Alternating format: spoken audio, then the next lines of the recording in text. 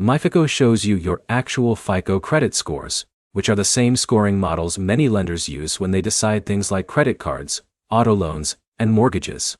By the end, you'll know what MyFICO actually gives you, how it's different from free credit apps, and whether paying for it makes sense in 2026. MyFICO works by pulling your credit data from the major bureaus and showing you FICO scores instead of estimated scores.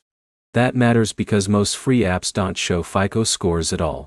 They usually show VantageScore estimates, which can look similar, but are not always the same score a lender uses.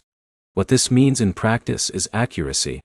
If you're planning a major credit move like applying for a mortgage or auto loan, knowing your FICO score can give you a closer idea of how lenders might see you. That's the main reason people pay for MyFICO instead of using free tools.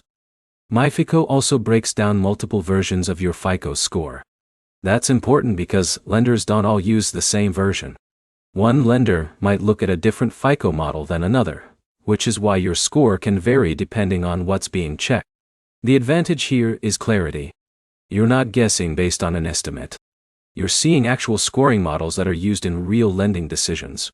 That can help you understand where you stand before you apply for credit, instead of finding out after a denial. The downside is cost. MyFICO is not a casual free app. It's built more for people actively managing credit decisions, not just tracking changes over time. If you only want a general idea of your credit health, free tools are usually enough.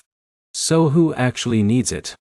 MyFICO makes the most sense if you're preparing for a major application like a mortgage, trying to qualify for better rates, or actively repairing credit and need precise feedback.